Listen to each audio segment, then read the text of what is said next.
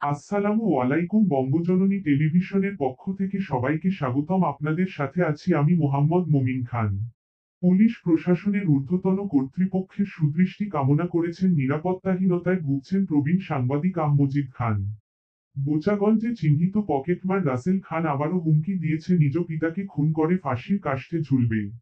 দিনাজপুর জেলার বোচাগঞ্জ উপজেলার এক বাসিন্দা মোহাম্মদ আহমজিদ খান তার ছেলের কথিত স্ত্রী মোছা হালো আরজিনা ও তার সঙ্গীদের হাতে একের পর এক হুমকি ও হামলার শিকার হচ্ছেন বলে অভিযোগ উঠেছে। 2024 সালের 28 নভেম্বর রাত 10টার পর মোছা হালো আরজিনা একটি ভিডিও ফুটেজ বলেন, আপনার ছেলের সাথে আমার বিবাহ হয়েছে। আমি অবিবাহিত ছিলাম। আপনার ছেলে রাসেল আমাকে ভালোবাসতো, সেই ভালোবাসার টানে আমি তার সাথে চলে এসেছি। আপনি যদি মেনে নেন, তবে জীবন সংসার করব। উত্তরে আহমজিদ খান বলেন, তোমাদের সম্পর্ক কতদিন ধরে? আলো আরজিনা জানান, 3-4 মাস। ছেলে রাসেলের মুখের দিকে তাকিয়ে মানবিক কারণে আশ্রয় দেন আহমজিদ খান। শুরু হয় তাদের সংসার। তবে 15 দিন পর আহমজিদ খান জানতে পারেন, আলো আরজিনার আগেও বিয়ে হয়েছে এবং তার প্রথম স্বামী কৃষ্ণা নামে একজন পুরুষ, যার সাথে একটি কন্যা সন্তানও রয়েছে এবং তার 6,50,000 টাকা আত্মসাৎ করেছে বলে বালুয়াডাঙ্গা হঠাৎপাড়া ওই এলাকার সূত্রে জানা যায়। এই তথ্য গোপন রেখে রাসেলের সঙ্গে অবৈধভাবে সংসার করছিলেন আলো। পরে শরীয়ত মোতাবেক ঘরোয়া ভাবে বিয়ে করলেও কাজী জানতে পারেন, আলো তার আগের স্বামীকে তালাক দেননি। ফলে বৈধ বিয়ের রেজিস্ট্রেশন করা হয়নি। এতে ক্ষিপ্ত হয়ে ওঠেন আলো আরজিনা ও রাসেল খান। শুরু হয় পারিবারিক অশান্তি। পরবর্তীতে 15ই জানুয়ারি 2025 তারিখে আহমজিদ খান বোচাগঞ্জ উপজেলা নির্বাহী কর্মকর্তা মারুফ হাসান ও বোচাগঞ্জ থানার অফিসার ইনচার্জ জাহিদ হাসান সরকারের কাছে লিখিত অভিযোগ করেন।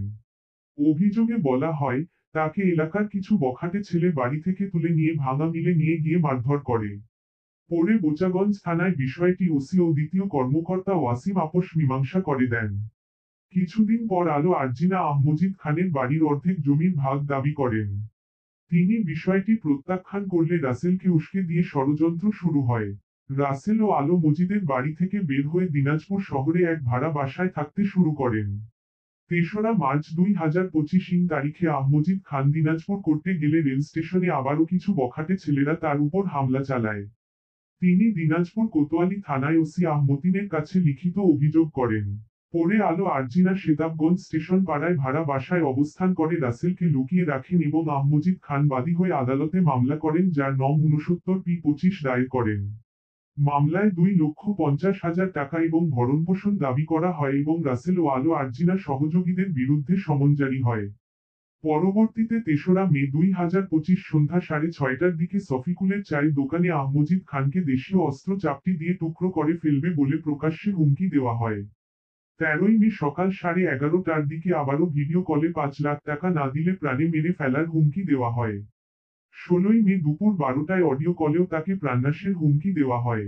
22শে মে 2025 ইংরেজি তারিখে আনুমানিক সকাল 10:10 দিনাজপুর কোর্ট উকিল বাড়ির ভিতরে অ্যাডভোকেট দেলোয়ার হোসেনের সামনে এবং আরো অনেকে উপস্থিতিতে রাসেল খান ভুক্তভোগী বাদী আহমজিদ খানকে প্রাণে মেরে ফেলার হুমকি দেয়। রাসেল খান নাকি ফাঁসির কাষ্ঠে ঝুলবে এবং আদালতে জামিনে মুক্তি হওয়ার পরে আবারও প্রাণে মেরে ফেলবে বলে প্রকাশ্যে জানায় রাসেল খান ও অবৈধ স্ত্রী আলো আরজিনা আদালতের বারান্দায়। এত সাহস কোথায় পায়? তৃতীয় পক্ষের উস্কানের কারণে এরা কারা চিহ্নিত করে আইনের আওতায় আনা হোক। বর্তমানে আহমজিদ খান পরিবার সহ চরম নিরাপত্তাহীনতায় ভুগছেন।